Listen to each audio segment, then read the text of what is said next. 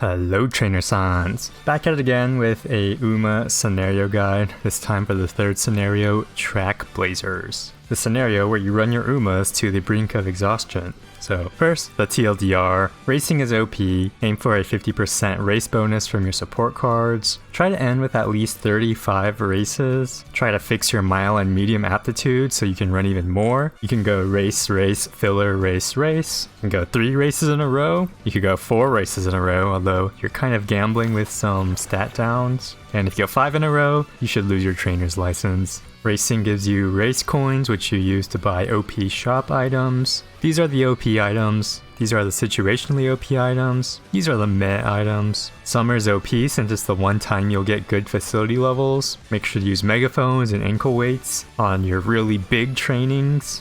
Use your items before your run ends, and don't forget to hammer your last 3 climax races. Again, don't forget to hammer, cause I know you'll forget anyways. End up with shiny S UMAs that only sort of hate you for putting them through hell. Okay, onto the main guide. So, the main gimmick of the scenario is that there's no more UMA career races, and there's no more UMA specific career events. Instead, now we have grade point requirements that you have to reach by the end of each year, but since we're racing 30 times anyways, it's not really something you have to worry about. A good goal is to end a career with 35 races. You can also push 40 races, but your UMA will probably dropkick you when your career is over. Since most G1s are mile or medium tracks, if you can, do your absolute best to try to give your UMA at least a B in both mile and medium. I would recommend borrowing parents if your UMA doesn't have a natural mile or medium, and getting long up as well is an added bonus. So, why is racing so OP? Well, races in this scenario, 1, they give you some stats, although not as much as normal training. 2, they give you grade points, not a big deal since we're reaching our grade point requirements easily anyways. 3, they give you skill hints, very important because we'll be getting a lot of skill points in our runs. And 4, racing gives you shop coins. And these coins can buy some very strong items to make your UMA very powerful. Both your shop luck and your trainer skill is a big factor in making the most out of these shop coins. So I'll give you a quick breakdown on how to use the items. So, scrolls and books, they give you stats, and stats is good because you need stats. Definitely pick them up when you see them. The notepad gives small amount of stats. It's technically less value per coin, but if you have extra coins, feel free to pick them up as well. Hammers, you should pretty much always buy them when you see them, and just use them on G1s that you do throughout your run. Make sure to gold hammer the last 3 climax races, since those give you more stats than normal G1s. Usually there's 1 or 2 gold hammers in the final shop, so you don't have to bring all 3 in by the end. Also, anything that gives you energy in the shop is very useful. They can boost your energy up for good trainings that you happen to have, or they can prevent you from getting the over race penalty for racing at 0 energy. Since it doesn't matter if you have 1 energy, 5 energy, or 10, as long as you're not at 0, you won't get the penalty. And the training boosters. Stack the megaphones with the ankle weights during summer to get really big boosts. Use the whistle to fish for good summer turns. And the no fail charm is really big value when you're at 0 energy but want to get a training done. I recommend holding on to some cupcakes, the all cure, and even the cream to fix the downsides when you race too much, if you're someone that likes to do multiple 3 race pluses in a row. The hat gives fast learner, think of it as buying 200 skill points, which is never a bad thing. The barbecue and the charming mirror is useful if you get them early, not too useful if they appear in your shop later on. And the training facilities are okay to get if you have too many coins. We're not going to be training a whole lot, but some facility levels can help you raise some stats that are a bit too low. The fan lights are useful, I guess, if you're running the Top Road speed card because it scales based off your current fan amount. Otherwise, you can just get them if you like your club members or you're trying to farm fan titles for your Oshis. Everything else isn't really that useful unless you specifically are trying to cure something that your UMA already has. Alright, summer, the most important 8 turns of your run.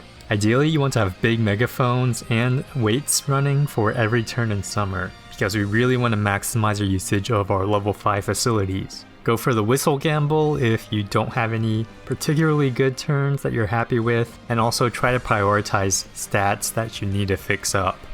If your speed is too low, then this is the time to try to bump your speed up drastically.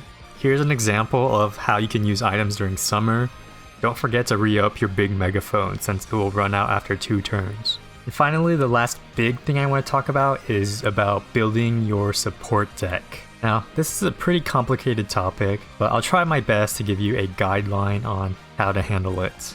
Since we'll be racing throughout most of our career, the race bonus percent stat is actually one of the most important things a card can have for this specific scenario. If you can, I recommend targeting at least a 50% race bonus across all your support cards.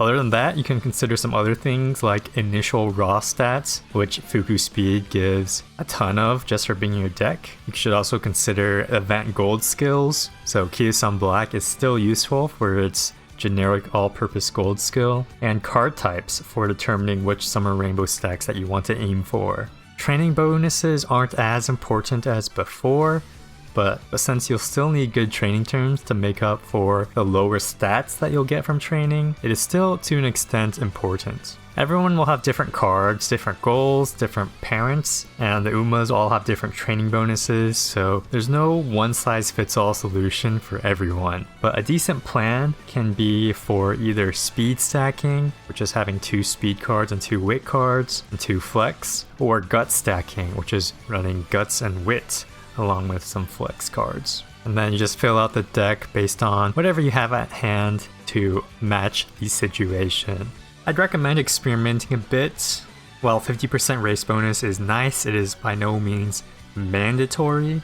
I know that not everyone will have good enough cards to match all the criteria for making a perfect support card deck. Just do your best, and that's part of the charm of this gacha game, where everyone has to make their own decisions. So, I've talked about how OP races are, but a common issue you might face is that your stats just end up being too low, especially compared to Unicup, where your stats are generally pretty high. While targeted summer trainings helps a lot, where you can get those big 100 stat training days, you still want to supplement your races with decent trainings outside of summer. You want to be on the lookout for double rainbow or triple rainbow training days, especially if they're on stats that you definitely need more of. If your speed is too low and you see a decent speed training day, this might be a good time to pop some items and to skip that G2 or G3 race to bump your speed up a bit more. In your Trackblazer run, you'll have to make a lot of decisions to balance out stats, races, and trainings, and that's part of what makes this scenario so unique. There is a lot of engagement and decisions to be made on each turn. I'd also recommend buying skills early if you've been in the habit of not buying skills until the end, because it can be a bit difficult to win races with those lowered stats. Hopefully by the end, you'll have a good mix of both races and strong training days to end up with a good stat baseline, as well as a bunch of SP for skills. Now for some minor tips. There are epithet bonuses, which is when you win certain races, you get bonus stats. In general, I'd recommend copying a race schedule that hits a bunch of epithet races. Uma.guide has some good schedule examples based on Uma aptitudes, and that leads us into my next tip, to create agenda schedules. After you win the make debut, you unlock the agenda, and I'd highly recommend making a couple of schedules depending on aptitudes, saving it, and then you can load it up for future runs. Remember to use or borrow parents that can fix your mile or medium aptitudes so you can access as many races as possible, especially the mile and mediums. The next step is to turn on the auto use items from the shop in the settings. This is a new setting specifically for Trackblazer, and it basically just auto uses the stat books that you buy in the shop. There's no reason not to turn this on, and it'll save you a couple of minutes each run, so don't forget to turn this on. Next tip is about alarm clocks. You can clock up to 5 times across an entire run. I would recommend saving alarm clocks for important G1 races, especially the ones that give you bonus stats from epithets. So things like the triple crown or the triple tiara. Hopefully you've been buying your daily alarm clocks from these shops. Next step is about unique ult levels. They get upgraded at the end of each year if you've reached the required fan count and director bond. You should naturally have this if you're racing a lot, which you should be doing.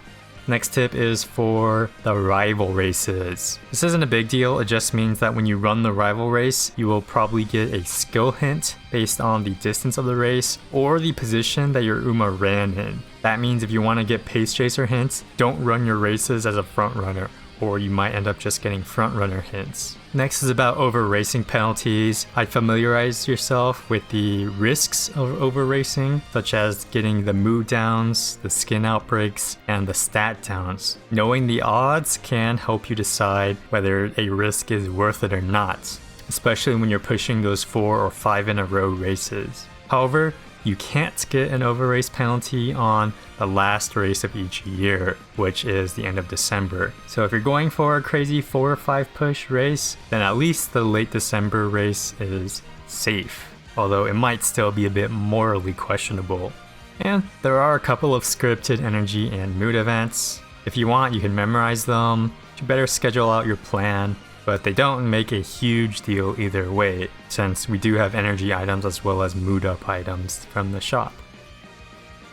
And the last tip, finally, is to not burn out. I'm sure a lot of you are aware of the discussion about how this scenario made a lot of people quit on other servers like JP, and I expect a similar effect on global.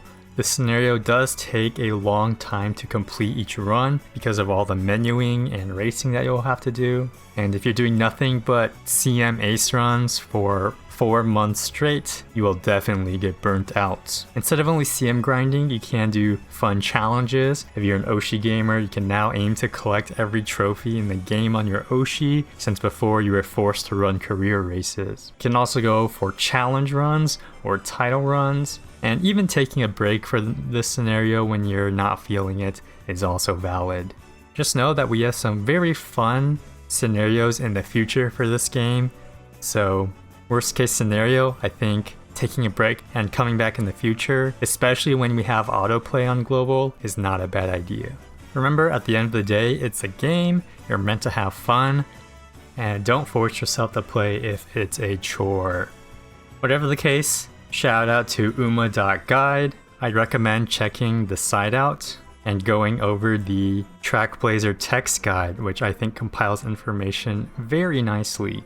The example schedules they have is definitely worth taking a look at, so you can set up your agendas. So, as always, thank you for watching. Make sure to comment. I forgot to use my hammers and my fan lights. Join my Discord to talk about how cute your Oshi is, and make sure to give your Umas double the head pats for the amount of races you're forcing them to do in a row. You sick monster.